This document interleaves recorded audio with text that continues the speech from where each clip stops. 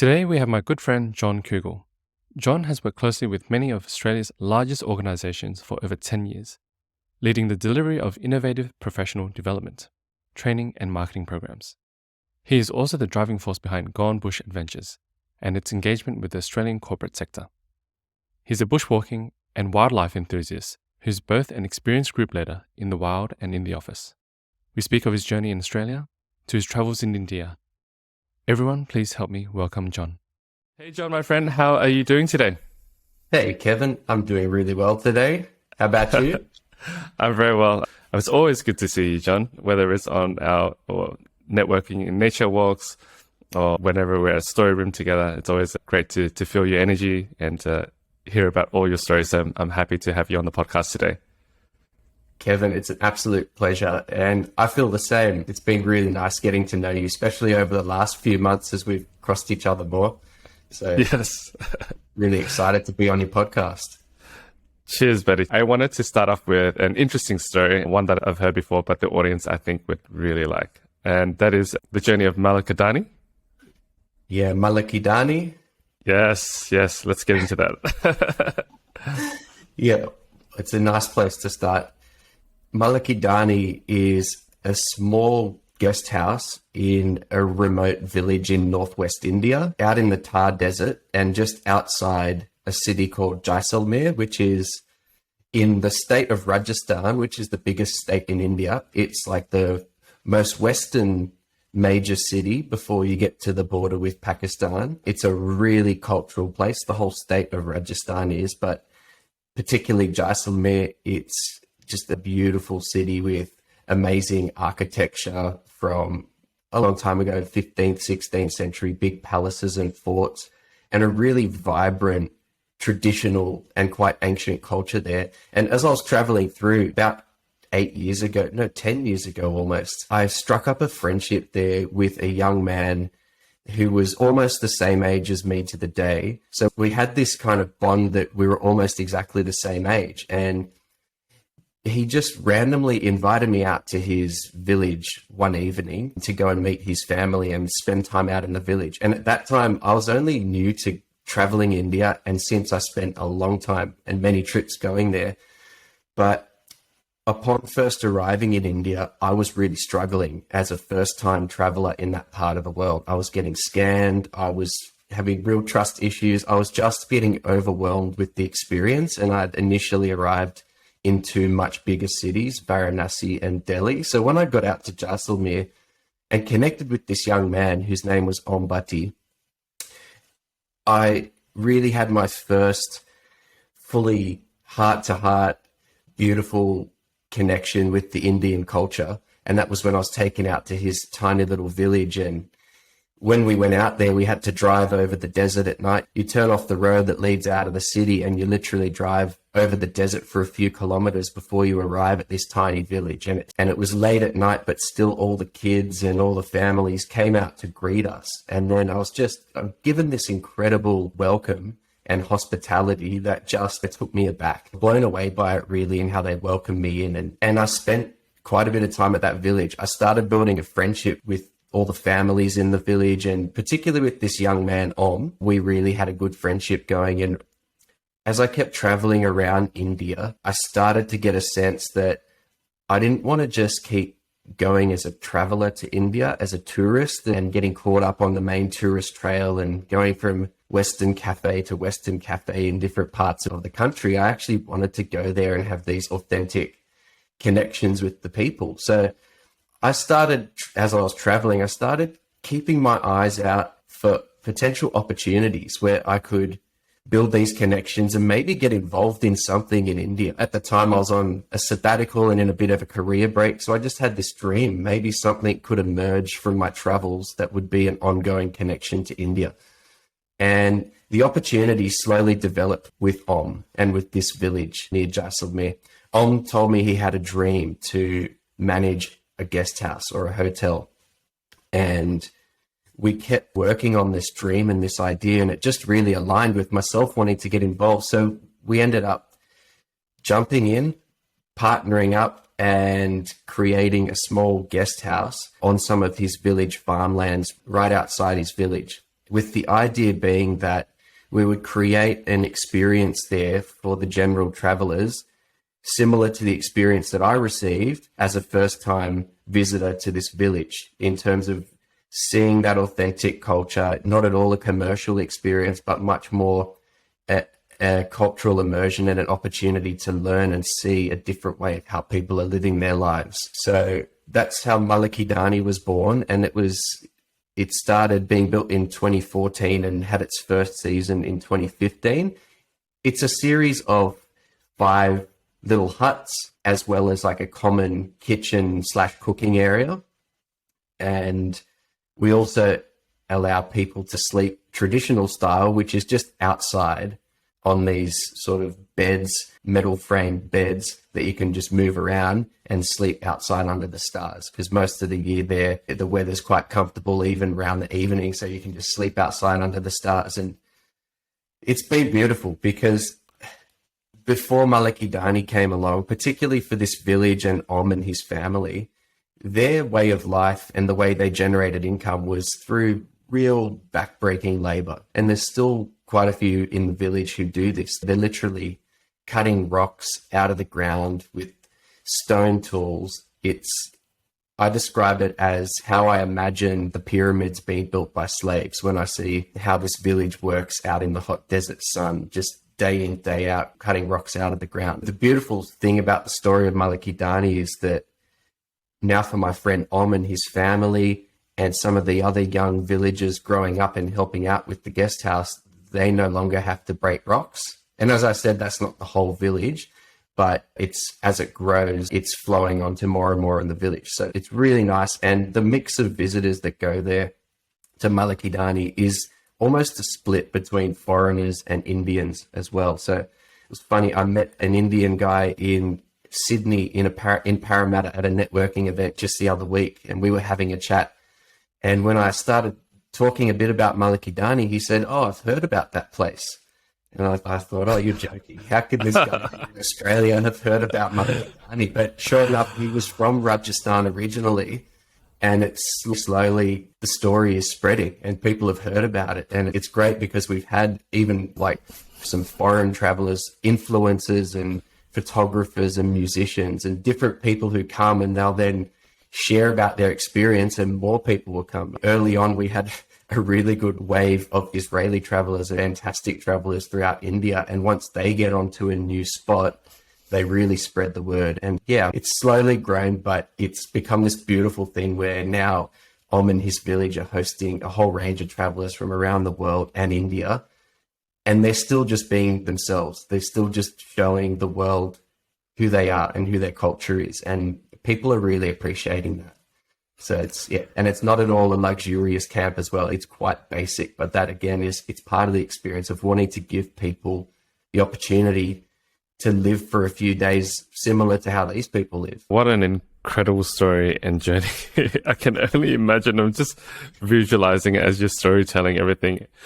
And yeah, I haven't been to India before, but parts of Asia I have, and I can, obviously it's very different. As you were saying at the beginning, you got there and you were having a hard time adapting with, you're getting scammed, having trust issues. Yet you meet Ombati and then you guys hit it off. And you drive off into the desert with this guy into a remote village. That's a lot of faith and courage, John, especially after the experience you had. But when you connect with someone, I guess you can see the in their eyes and in their personality, how genuine they are. And with being a similar age, how bizarre is that to see someone across the world with such a different lifestyle? And it's like almost like a mirror image of yourself, but in a different lifetime. Yeah, can you imagine? Exactly. Yeah, that's what hit me. Just so different, like the circumstances that you're born into and the life you live. People live all kinds of lives around the world, and I think it's only through traveling that you start to really appreciate that. Yeah, I have these conversations with my partner sometimes, like imagining sometimes we travel back to your own country, like for example, Vietnam or somewhere like that, and I see people my age, it's like, could have been me. That person right there could be me, doing what they do instead of the lifestyle that I have here. So I'm very grateful and thankful to my parents who've made the trek here to immigrate and start a new lifestyle here. And they had to do the hard yards here for the lifestyle that I could live. But yeah, anyway. Yeah. No, that's right. And that touches on something pretty interesting too. And it's just this, I suppose, assumption that the life that we get to live in a country like Australia is more fulfilling than, say, a life lived in more of a developing place where people maybe aren't as wealthy materially. But one of the things that I observed so much deeper joy and happiness in the community as I traveled around India, and connectedness, than in many places that I've been around Australia. And so it did just make me think about what is wealth really. And also I noticed majority of the young people, they aspire to a Western definition of success now, which is really interesting. It's like this yearning to break out of the traditional life. And I'm not saying all, there is this overwhelming sense, and you meet people and the first question, is there a job for me in your country? No, they really have this idea. And it's a good opportunity also just to have a bit of a chat about maybe the grass isn't always greener, because in these countries where you think we're just all wealthy, we're actually on average a whole lot more unhappy as well. So it's a double-edged sword. I think it can be, at least. I'm curious to hear your perspective. Like you said, over there, they might have a different definition of joy and wealth and of what you've observed. From your experience and being immersed in that culture for a period of time, as well as even working with them and staying with them, what would you say were some of your takeaways that you can share with us in terms of how they experience joy, or what did it redefine your view on wealth? Anything you can share along those lines? Interesting question. One that's come to mind is just their openness and their generosity with their own time, in terms of giving time, giving their presence to, say, an outsider, and really seeking to connect and spend time and learn and understand. That's something that I think has stuck with me, because I think we can at times be too fast-paced and dismissive of people as we come across them in our culture. But they've got this a little bit more slower sense of time, and with that comes more time to give, to learn from each other. So there is more time that they have just sitting around in family groups or friendship groups, hanging out, just letting things emerge, just being, talking, learning about each other. That I think that's something in that culture that I observed and thought was a really nice thing to try and aspire to.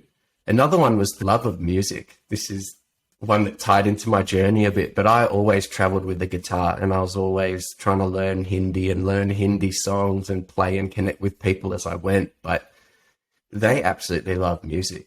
And I think that's music and the arts, and that side of culture is so important. Just people expressing and being free and joyful. For instance, you could stop in the middle of a street in India and take out the guitar and start playing something. It could be something that people had never heard before, but they will gather around and crowd around and curiously listen and take the time again and want to be part of that moment. And then if you happen to play a song that they know and that they love, it's just the reaction it's awesome to see, just that how much they value that side of life. And again, I compare it to sometimes trying to busk here in Australia, as I've done over the years, because I've played music since I was a kid and been in various bands. And you can be a great musician. I've seen really talented musicians you can play on the street, and still the vast majority of people will just walk past, head down, not give you 1 ounce of attention or energy. And it's just that difference of people are a bit more in tune with what's happening around them in those countries. As a result, they tend to be more engaging places, because you're being engaged as you move through, rather than here. You could almost slip through without being engaged if you want to. But over there, it's not really an option. Once you step outside the door every morning, things are going to start happening to you.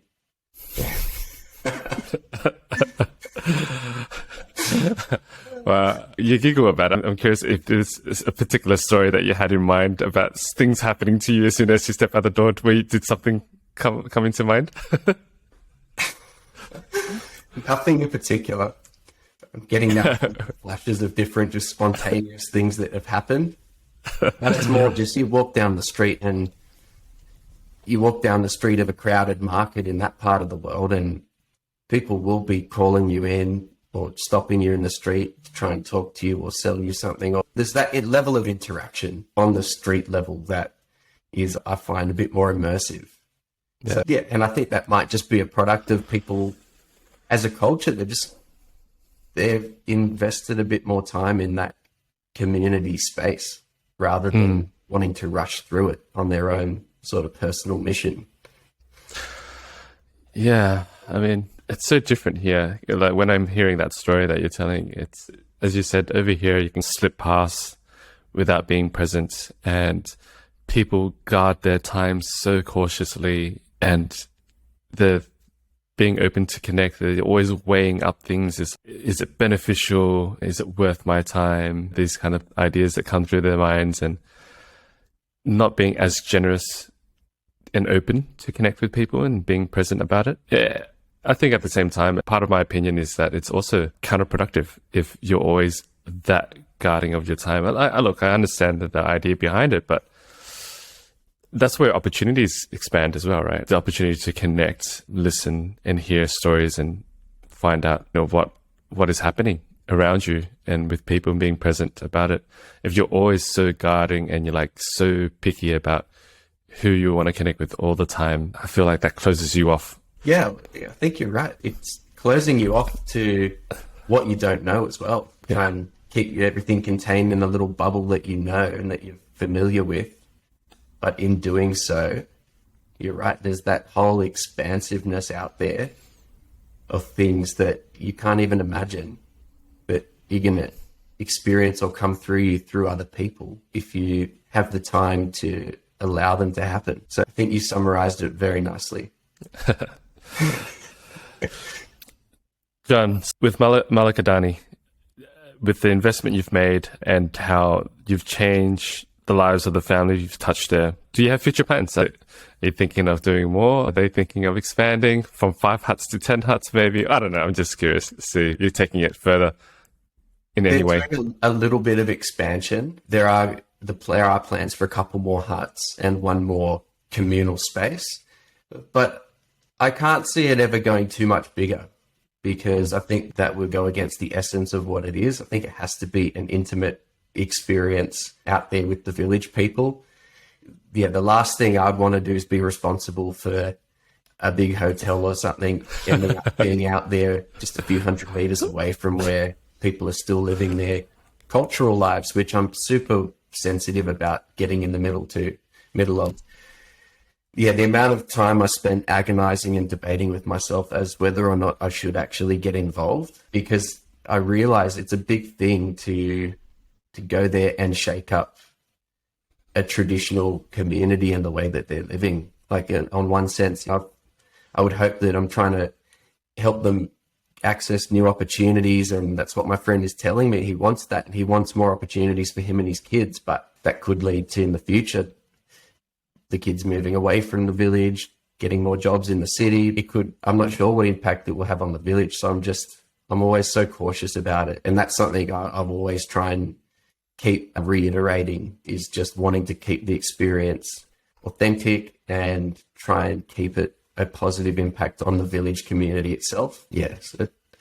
One thing that interestingly we got built as part of creating the guest house was we got to tip in a bit of funds, but then also go around to neighboring villages and got a few more villages to tip in a small amount, and ended up building a little temple as well on the hillside just above the guest house.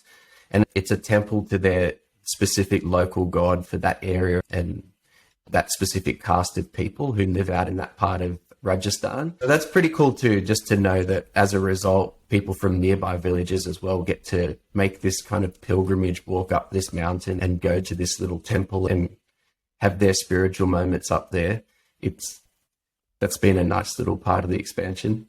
That's awesome. That's awesome. Thank you so much, John, for sharing the story about Malakadani and your various journey and trips over there. And I think this is a good segue, talking about walking up the mountain and going out into nature. about Gone Bush Adventures. So moving back to Australia now, you've started Gone Bush Adventures. What is the story behind that? How did it all come about? I'm very curious to hear how something like that came. Well, you know my big brother Josh, and you actually knew him before you knew me, but Josh and I, as soon as we got out of school and got our driver's license and started to be able to actually explore around the place on weekends, we both really fell in love with bushwalking. We started just finding ourselves on all of our weekends out in the different national parks around Sydney and going camping out, just being blown away by nature. And growing up, we'd grown up close to the bush up in Hornsby, so there's bush all around, but we'd never really spent too much more time there than maybe the average kid would have. We did the odd school camp and that sort of thing, but it was only really once we got to university and a bit older, we started falling in love with it. Basically, this love for the bush was really sparked, and within a couple of years of that, we'd started taking out a lot of friends and colleagues and friends of friends out on these weekend walks with us. We started regularly walking with groups of 10 or 15 people out on these weekend walks. And just everyone who came out, we noticed that being in these natural places was having a profound impact on them, just as it was with us each and every time. It was like a sure thing. You go to nature, you feel renewed, inspired, refreshed, just content, at peace. It just happened every time, basically with everyone that we went out with. And to take us out of Australia again, Josh and I and our other brother Mike ended up doing a trek in Nepal.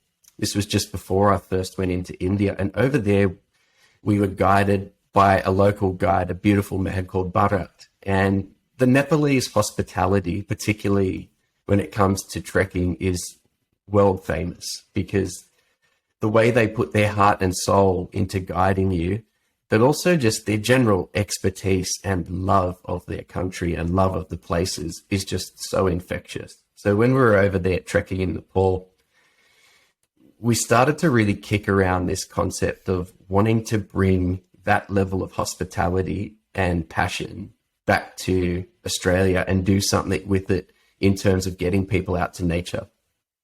And both Josh and I had more sort of corporate backgrounds, and we thought there's got to be an application to get teams and to get leaders out as part of the way they connect with each other and as part of the way they do professional development, because going out, doing a bushwalk, it's the perfect place to be more open and expansive in your thinking. It's a perfect place to actually go away and reflect and to just step away from what becomes the all-consuming normal of just the day-to-day city life, working life that we all live. So the idea for Gone Bush was born, and it was pretty much just that. Let's get teams and organizations out to nature, and let's partner with them and find out ways that it can enrich their culture and business by being out in nature as a team. But Josh and I, we were passionate and we believed in it, but we didn't have the expertise in the areas that we needed to in order to deliver the vision of what we wanted to deliver. We weren't specialist bush guides, and we weren't specialist facilitators when it came to the kind of programs we imagined delivering, like around team culture, leadership development, well-being. Sure, we could try our hand at it. We just knew there was this huge learning. But we looked around and we were pretty satisfied that there weren't any other operators quite doing what we had in mind. Like, of course, you can go out and do team building type events in nature as well. And people may have heard of Outward Bound, an organization that's been in Australia for 20 or 30 years now, maybe more. But their immersions, for instance, they last 2 to 3 weeks plus sometimes. And we just thought there's got to be this opportunity to create these immersive learning journeys in nature, but do them just for 2 or 3 days at a time. Do them where it's still got to get out of the everyday and make the effort to get out there, but do it at an accessible commitment of time that organizations might be comfortable committing their people to. It's funny though, 8 years into Gone Bush now in 2022, and we've worked with a whole range of clients, done all kinds of projects in different locations, and it's all grown and expanded really nicely. But it was such a slow start because we were just struggling to, I think, articulate it and struggling to put the pieces together. It took us almost 12 full months to get the first paying client. And that was despite us trying our absolute hardest every day. But we finally got there and got a couple of clients on board, and it did start to roll. And through actually delivering, we started to get better at it, but also started to build this network of other people that we started to collaborate with that started to make it basically what we had envisaged it to be. Like, started to work with these bush guides who just had knowledge like the bush tucker man and could just amaze the groups at, what's this, and just tell amazing stories about what's actually around us, and started to meet facilitators who could actually deepen the learning and connection experience of the groups that we were out there, and do it in such a spirit that felt really appropriate to the places we were going. So it was just this journey of then slowly getting better and better at delivering these experiences. And yet now to the point where we're partnered with multiple organizations working on their development programs. And most commonly, it still is in leadership development, but as well in terms of well-being and supporting well-being for their leaders, and working with these organizations to integrate nature-based experiences into their approach for this sort of stuff. And as I said, it started to take us to different parts around the country and different types of clients and collaborating with different kinds of people. And it's a really fun journey at the moment. It's been great. I love this so much as well on so many levels. First of all, congratulations, John. 8 years in a business and sticking it out at the beginning, not giving up, reiterating, becoming better at it. Kudos to you, buddy. It's not easy to form any kind of business and to carve out something quite niche like you guys have done. Well done, and congratulations again. Appreciate that. It's not easy, and you that too. It's never easy, but we do our best. Yeah. So I love it on so many levels because it makes so much sense, like, to the target audience, or not purely just leadership, but I'm just thinking about even my own team, right? And this is just in hospitality. They work so hard. They're in the city. They don't get enough time off, and it really starts to hit your mental health when you're constantly like being battered again and again. It's a like high stress situation, and you just keep going.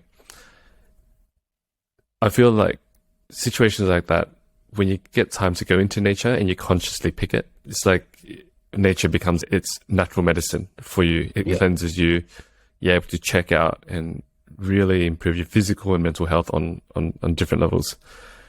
And to be able to do that with the leadership team, or even a few of the staff, to go out and allow them and give them the space to check out, not focus on work, and allow themselves to immerse themselves on this, as you call it, like an immersive learning journey in nature.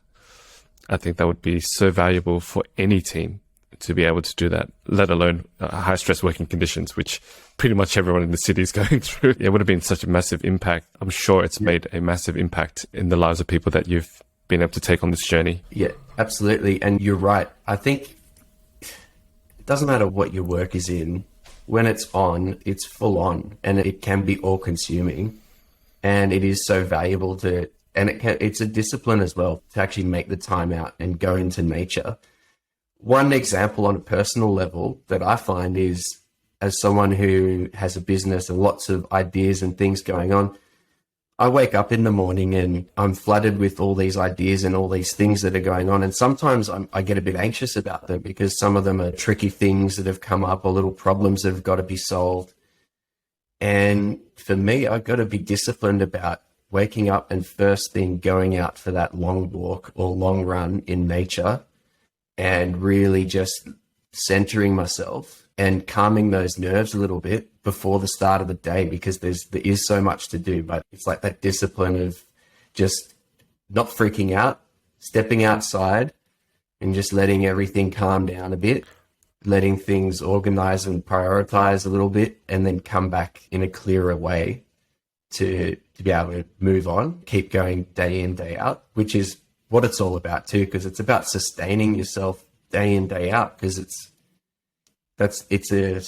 a marathon, isn't it? It's not a sprint, and you got to keep showing up every single day. And even on days where you wake up just feeling sad or feeling not quite there, it's like you need to have these things that bring you back to the best version of who you can be to do what you're trying to do in the world. But on an organizational level, or specific professionals, like talking about your team in hospitality and the pressures, like one more parallel would be a regular group we've been doing for the past 4 years of school principals up in Brisbane. We've been taking a group of school principals out. And if you can imagine, school principals, is everyone's got anxiety about being the key person in their company. If they step out, what's going to happen? Who's going to do all these things? Because I'm not going to be there. You can imagine how principals feel. Like they got all the staff, all the teachers, they got an organization and a bureaucracy as well that they're managing. They've got the children, and they've got that pretty big responsibility, big pressure job. And they're at the top of that hierarchy, and they're alone at the top. So it's funny because for that program, candidates get to self-nominate into that particular program.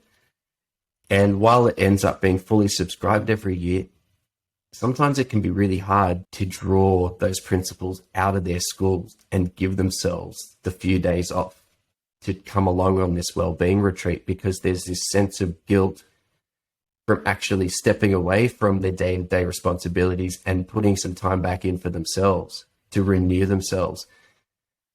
But of course, when they actually do step out and they get up to the bush, and you see all those pressures start to fade away, and through the walking and through the time in nature and the sharing with other principals and their peers, you just see the joy, the curiosity, the reflection, everything coming into play, building this beautiful perspective around what's going on, but also just giving them a space to nourish themselves again. Because I think that's just, especially now, I think more people realize how important that is, that as a leader and as anyone in a business or going through life, you really do need to treat yourself well to be able to then fulfill your responsibilities and do well by those around you and the business around you. Like you got to find ways to make sure you're showing up at your freshest self and to have the biggest impact. Yeah, you get to see it firsthand, and you get to just see people give themselves permission to just enjoy that experience, which is really nice. Mate, well said.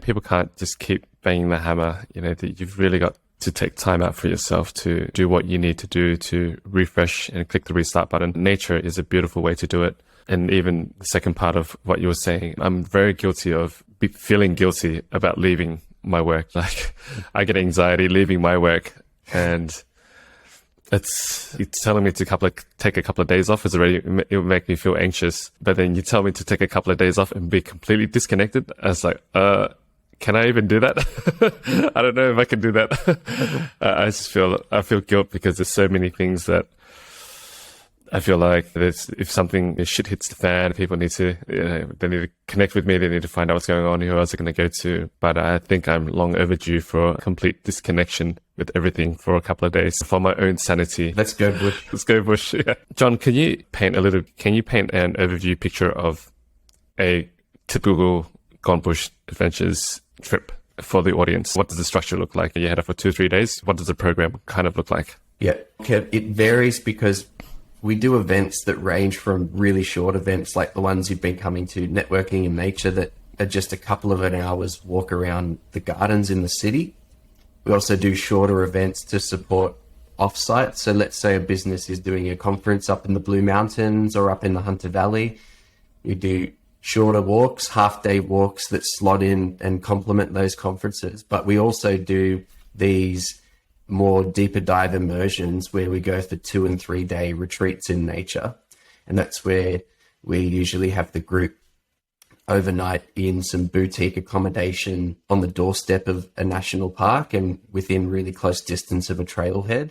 And it's where we do a series of day walks for the either 2 or 3 days with them and go on this journey together. But what it typically looks like, we deliver like an all-inclusive kind of experience. So that includes the transport, it includes the guiding and the facilitation and the food. It's the whole lot. So it's an experience. If you're with your conference group in the Blue Mountains, for example, let's just take it because it's a simple example of, say, an afternoon walk to support a conference in the Blue Mountains. So it would be picking up the group from their accommodation where they stayed, transferring out to a trailhead, usually within 10 or 15 minutes drive of where they're staying, just to maximize bush time, and going on, say, a 3-hour afternoon walk out to some incredible lookouts. But the interesting thing about the Gone Bush experience is that we're facilitating a learning journey. So our clients will often have specific objectives for their trip. If they're integrating it to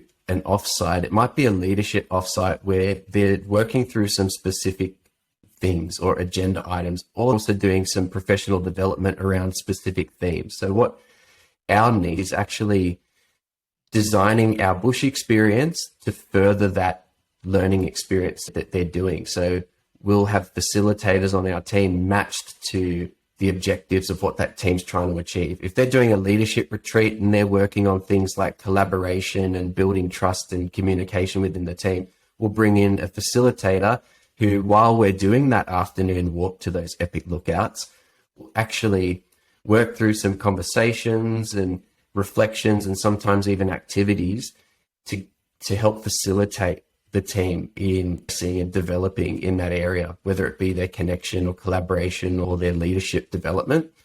And then we combine that with having nature guides. So you've got this learning journey going on, but you've then also got nature guides tuning you into things around you in the bush, big things, small things, things that you might not pick up on your own as you're out there, and putting them into context of the learning as well that's happening. So trying to really get the nature guide and the facilitator in sync to get the group really having this tailored experience that's specifically trying to enrich towards an outcome that they're working on. And often great food is a part of it too. Gone Bush has got a bit of a reputation for our style of food, which is always just really fresh, really healthy, good food served in abundance. And I guess the style of service as well, I touched on that we were inspired by Nepalese guides over doing trekking in Nepal.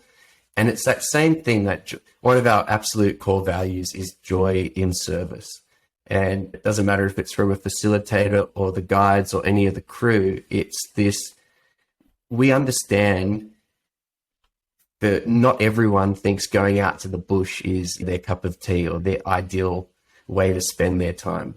So we really try and create this nurturing environment where everyone can enjoy it. Everyone can step out and do these walks and enjoy it. And so another part of the Gone Bush experience is we actually tailor design all the walks that we do to suit the group at hand. We learn about the background of the group. If there's any, say, ability or disability or any particular ailments or medical issues within the group, and we'll tailor the walk to suit. And one of the things that we're trying to do is not be a Bear Grylls kind of boot camp type experience where we're just trying to march everyone down and make everyone super exhausted out there, but we're trying to create these experiences that are accessible to the whole team. It doesn't matter if you've got the dodgy knee or if you're in your 70s or if it's your first bushwalk. We select walks that are appropriate to the group to make sure that what we're doing is actually going to complement the experience that they want to have. So it's,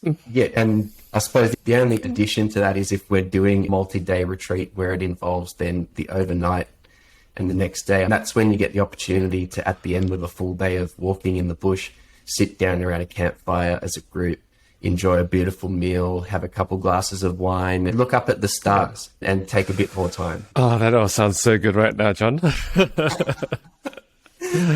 Wow, you guys have really thought about this iteration time and time again of adding more and more value, tailoring it. I can really hear the level of effort that you guys have put in. Amazing work, guys. Really. Well done. Thank you, Kevin. Really appreciate I'm going to have to hit you guys up for it, definitely. It sounds like such a great team or group event to do. Yeah. From the many trips that you've done, do you have one of your favorite trips, if you can share a story about that you've gone on and why is that one of your favorite trips? Yeah. Can I share two? I'll try and share two Yes. briefly. Sure. Let's do it. First one, and this is not one that you might expect, but going back to that very first group that we ever did, I mentioned that it took almost 12 months of my brother Josh and I trying our guts out on this new idea and being told left and center that we're crazy and that it's just not a good idea. And no, that's not for my team. We want to go and stay in high-end hotels and drive Ferraris or whatever. But we stuck with it. And I remember our first trip, it was a small accounting firm from Sydney, and we had arranged to do a day trip, a day walk up to the Blue Mountains and back in a day. So a pretty big day. And we chose this epic walk up in the Gross Valley. So we probably bit off more than we can chew, but we got this small accounting practice to go and do an iconic Blue Mountains walk down into the Gross Valley and back in a day. And it went well. It was just facilitated and run by Josh and myself. At this point, we didn't have the crew, the specialist team, and the facilitators. It was a really stripped back kind of experience, but it was authentic and it was a beautiful day out as a team. But the thing I really remember was later that evening when we'd dropped the team back into Sydney, we'd returned the hire car, and Josh and I were back at our nan's house that night because she lives near the city. And we were finally back late at night, standing on her balcony, looking out over the city lights all sparkling at night. We just looked at each other and we just said, oh, we actually have done it. We've done it. We've gone from this crazy idea and now we're standing here having just taken a business out on a Golden Bush adventure for the first time. And there was just something so magical about that moment, that first one, when it was just all still ahead of us. But we were just so happy and satisfied that we delivered for this first group. And it's a beautiful feeling. Wow, I can only imagine. I mean, that the first time you ship that first client, the first product or first service, that first time is so memorable. Yeah, you can never forget it. You put so much heart and soul into it. You start out from passion alone. And so it's amazing when you actually get to put that passion into practice for the first time and you get given that opportunity. But more recently, like trips that for me have still been a real highlight were some of the trips we were doing right before COVID hit. Like our business had really started to get on a roll, and it did, like a lot of businesses, it got smashed by COVID because all of a sudden groups aren't traveling interstate and meeting up and going out and doing these team building or professional development sessions in person. They're all going online.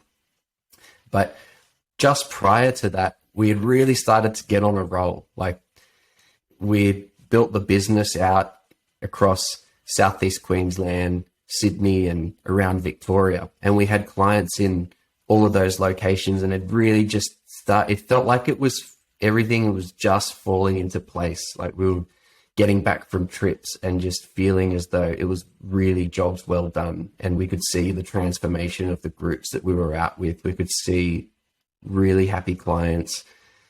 And yeah, there's a moment that comes to mind. One of the things along the line that we became really interested in was collaborating with Aboriginal guides and facilitators to integrate traditional wisdom and that traditional connection to country through our programs, and to give people another lens to the experience out in the bush and another perspective on thinking about the things that they're thinking about. And I remember this trip, we were down in the Yarra Ranges, just outside of Melbourne. And it's a place where there's just these vast forests of mountain ash trees, like the biggest flowering tree in the world, these absolute giant eucalypts. And I felt like on this particular trip, it was with an amazing client. We're doing a great leadership program. We had just a phenomenal team. We had an amazing Aboriginal guide. We had an amazing leadership facilitator. We had amazing bush guides. And it was just one of those trips where you could just feel like this was special. And I remember this moment where Stuart, our Aboriginal guide on the trip, pulled up our group about 150 meters before we were going to be walking and arriving at the biggest of these particular mountain ash trees, this giant tree called the Ada tree, which people might know down in Victoria. But we pulled up a few hundred meters before the Ada tree, and Stuart just invited us all to do the walk up to the tree in silence and to do it slowly and give each other space and make it a really sort of poignant moment, because we were about to connect with something that's been there for hundreds and hundreds of years and learn a bit more about it. And I've just got this memory of Stuart leading us in towards the Ada tree, speaking out in language to the ancestors and to the old people and to the country. And it was just like this spiritual moment where you could feel everyone in the group had this sense of reverence and deeper connection with nature in that moment and with the place. And of course, when you then get to arrive at, say, the biggest mountain ash tree in Victoria, or arrive to stunning lookouts as a group in that sort of mindset, it's just really special. And I can't really even put it into words, but it's powerful. So yeah, that's just one trip memory. Yep. Oh, wow. Thank you for sharing, John. I can only imagine how deep that experience would be. I think when you're involving, traditional owners of the land and the spirituality work that they bring and the understanding they have of the land as well, that brings us a totally different level to that experience, I think. Yeah. I'd love to experience what you've just shared. And I hope when people listen to this, that they would be keen to try it out as well. Yeah. There's so much wisdom there. Of course there is, we all know it. Like, there has to be, for a culture that's out-survived every other one, as all the other empires rise and fall and succumb to all sorts of things. They've just been here, just being, just learning from the land. And so, yeah, there is so much.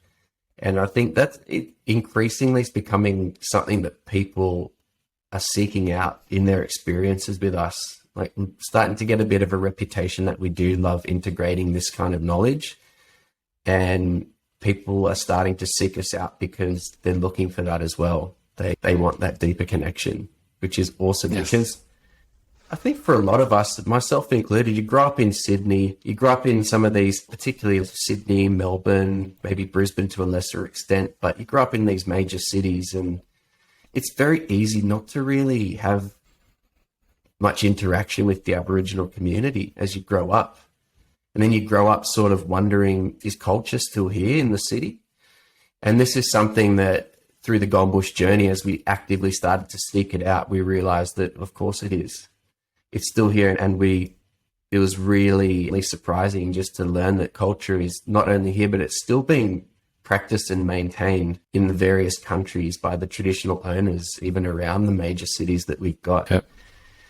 And they've retained so much despite such like horrific adversity, setbacks in that. It's great to actually be able to reconnect. And we get that feedback from a lot of clients too, that they, same as us, they grow up in Sydney or Melbourne and just, they haven't had the chance to meet and learn about Aboriginal culture. Not that they haven't wanted to. And of course, for most of us, when we've gone through school, we haven't really learnt anything about it either. Most Australian history is post 1778.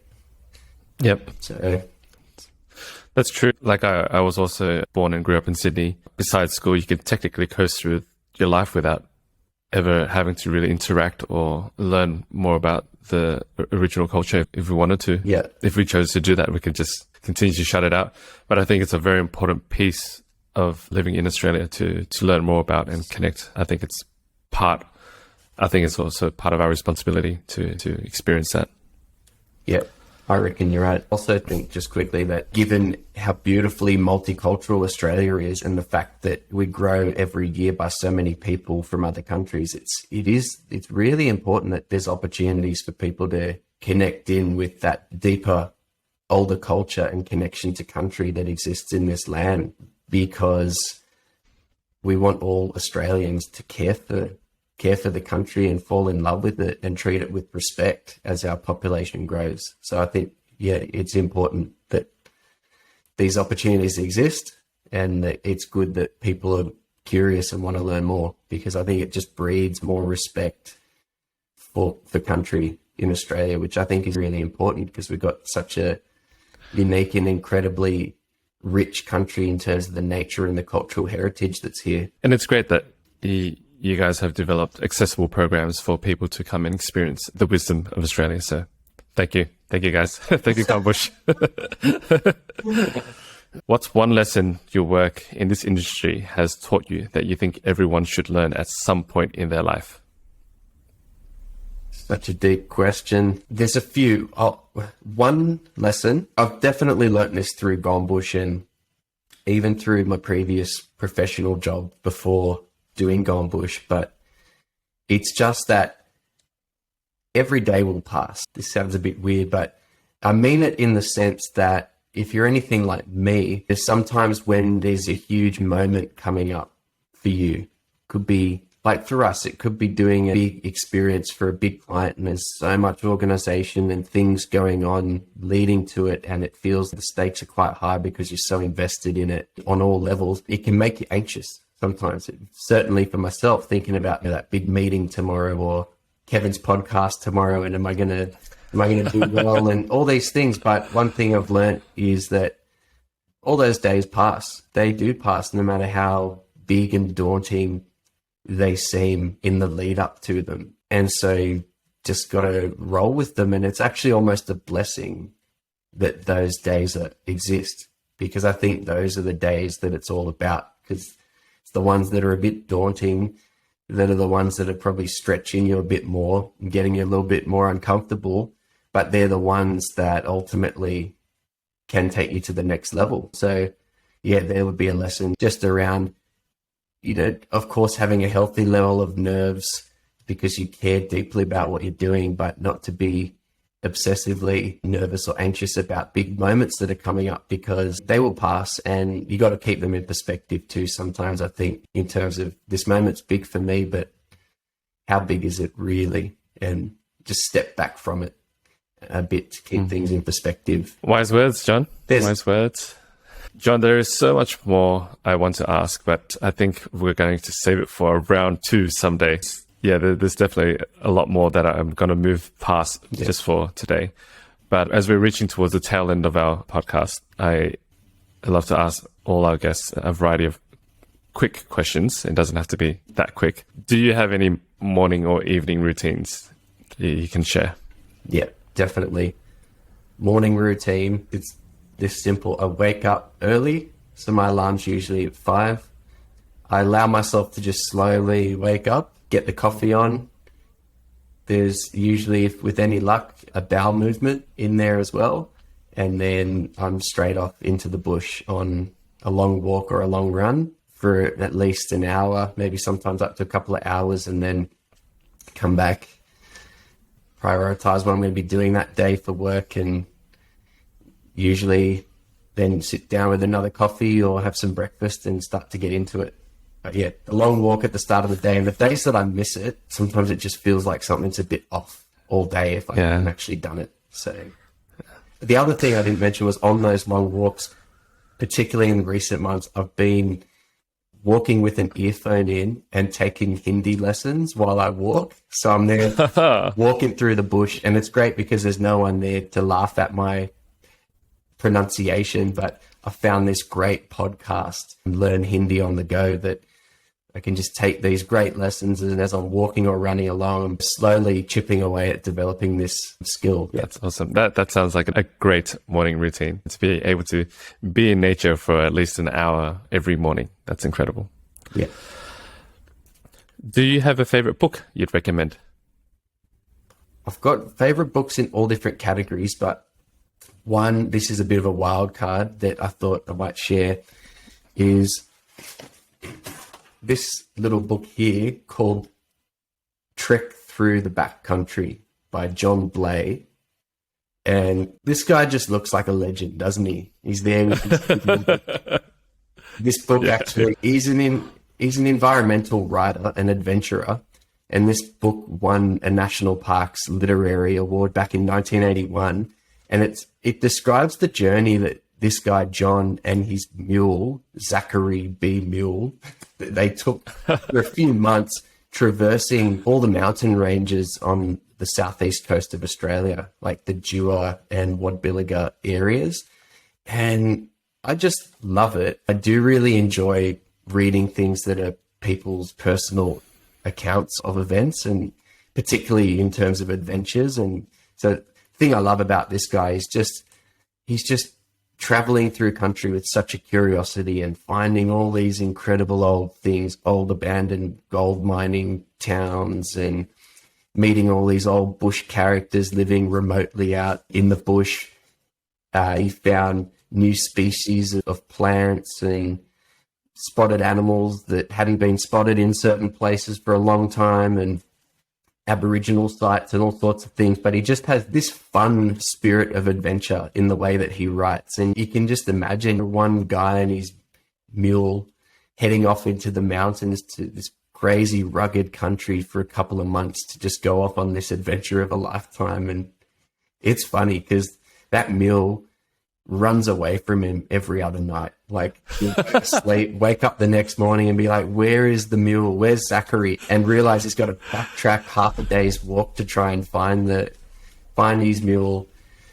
He's just always getting himself into these situations. But look, that's a wild card. That's if anyone's interested in like the southeast New South Wales area, he's also got another book more recently called Searching Out the Bundian Way. And the Bundian Way is an old Aboriginal route between Eden, which is the most southern town in New South Wales, and the Snowy Mountains, Kosciuszko area. And that was always a traditional route that was traversed. Like, the Snowy Mountains were very well visited by Aboriginal people. And he's got this book where he's trying to piece together this route. And it's amazing because he starts up in the Snowy Mountains and just trying to follow the signs of the land and where it's taking him, he tries to piece together where this ancient route would have actually gone. And it's really interesting. He ends up collaborating closely with the local Aboriginal Land Council in Eden, and they're in the process of trying to actually open this route at some point in the future as another epic Australian walking route. But very interesting stuff. I love all these books that tie into different places in the bush and the history of them. Wow, that is definitely a wild card and not something that I would have expected. But hey, that's the point of this, right? Open people to different ideas and different options. I'll keep that one on the list. Thanks, John, for the recommendation. You're welcome.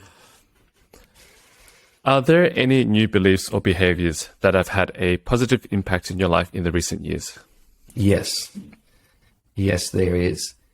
One behavior that's really developed has been getting off track. So I did a whole lot of my bushwalking, walking all the trails and exploring through the bush. But about 5 years ago, I was introduced to this group of old guys on the northern beaches of Sydney. This beautiful group of men, they call themselves the Old Desperates Walking Group.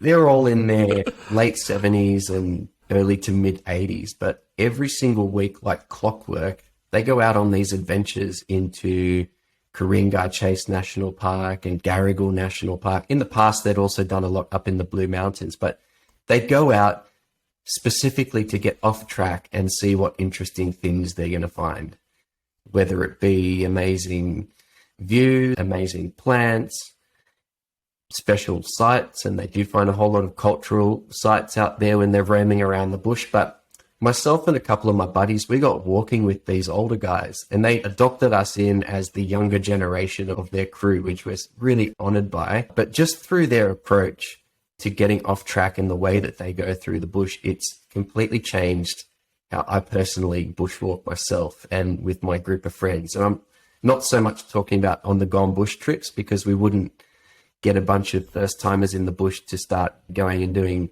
off track type of walking, but more on our own kind of personal adventures, getting off track more, looking around more, taking more time just to be curious in the bush and see what's there. It's really changed the game, really. So yeah, it's something where I reckon if people listening to this are keen on bushwalking and they love getting out along the trails, if they haven't already done so, it might be worth just getting off track sometime and seeing what you might find. Obviously, you want to make sure you know where you are. You might not know where you're going or what's coming next, but once you do step off track, obviously you want to know where you're going in terms of navigation and not getting lost. But it's a completely different experience. It's all, sometimes I describe it like when you're walking along a fire trail or a bushwalking track, you're viewing the bush from mostly a side-on perspective. Whereas when you're walking through the bush without a track, you have this much more 360 perspective and a more kind of a choose your own adventure, choose your every step experience in the bush. And it's different. It's certainly changed and it's enriched my relationship with the bush. Like I was already in love with the bush, but getting off track and just being able to poke around, as they say, has been great and opened up a whole lot more possibilities out there too. Great advice. Thank you for sharing. Get off track, guys. Get off track. If you could only send one single line of SMS text to yourself 5 years ago, what would it be? Yeah, you know what, Kevin? I wouldn't want to send anything. I'd probably just send a blank message because I wouldn't want to interfere. I wouldn't want like the future me to be trying to interfere with the present me. And then if I write a message, I might interpret it one way and start doing something another way. I just want to let it unfold as it has. I've never had any guest share that message before, so it's a unique one. Finally, John, how could people reach out or learn more about everything that you do? They can hit me up on LinkedIn. I'm on LinkedIn. They can look up Gombush Adventures and they'll definitely find me there. They can Google me and various things will come up. They'll probably find Malakidani as well, the guest house in India. And I do a bit of music. So, you know, if you do Google me, you might even come across some of my music or my music videos. It takes your fancy, and I do welcome people to get in touch. Yeah, I think connecting is the richness of life. Yeah. Thank you, John, for your time today. You're an amazing storyteller. I always love listening to your stories. I think they're so valuable, and inside them there is so much wisdom and lots of sage advice. There is so much more I want to ask you, and I reckon we could go for another hour easy, but for the interest of time, we'll just keep it as is for today, and let's do a round two sometime. Absolutely, Kevin. And thank you so much again for inviting me on. Yeah, I'm also blown away by you, and I think you're an amazing individual too. I think you're an incredibly humble man who is doing so many great things. So yeah, I feel privileged to be your friend. So thanks for having Thank me you on. so much, John. Thank you, John. Appreciate it. For sure. Thanks for tuning in, everyone. I hope you enjoyed the show. All the links to the show notes will be available at kevinleesocial.com, spelled KEVINLY. Conversely, if you have any interviews that you'd love to recommend, please send it over to kevinleesocial@gmail.com. I'd love to connect. Thank you. Until the next episode.